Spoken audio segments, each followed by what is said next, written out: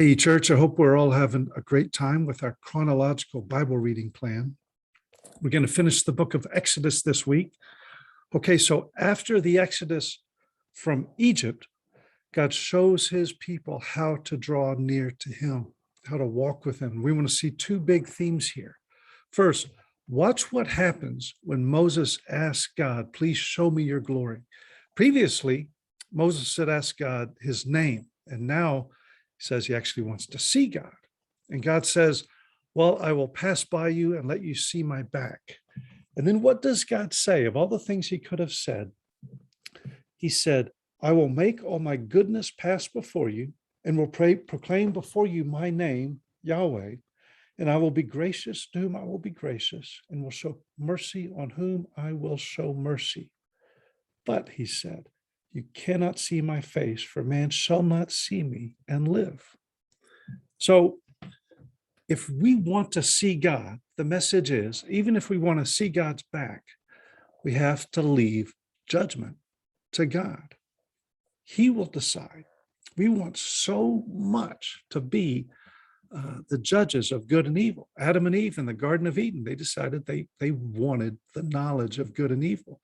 And in our society today, we are constantly fighting, arguing about righteousness and wickedness, about what is good, what is evil, how to pass judgment.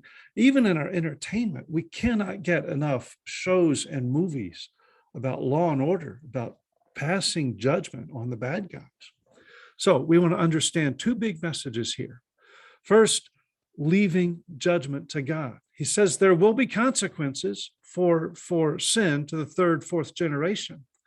He says there will be loving kindness. He will show loving kindness and forgiveness to thousands of generations.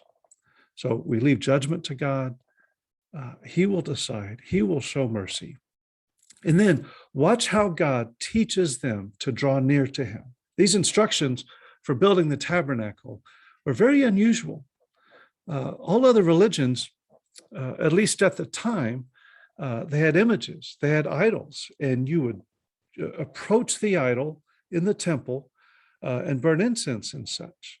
God had strongly commanded them, make no images. They built this tabernacle. And inside the tabernacle was the holy place. There's no images. Inside the holy place, there's the Holy of Holies. And inside the Holy of Holies was a golden ark. And inside that was the law, including the 10 Commandments, telling them how to be holy. And what was on top of this golden ark? It was the mercy seat. So at the center of their identity was the worship of God, both for his perfect holiness and for his perfect mercy. Only in God, we leave it with God, only in God can these two come together, right? Where righteousness, justice, truth, and then you have loving kindness and mercy and compassion, forgiveness. Loving kindness and truth, embrace, Psalm 85. Righteousness and peace, kiss one another. We have to trust God with that.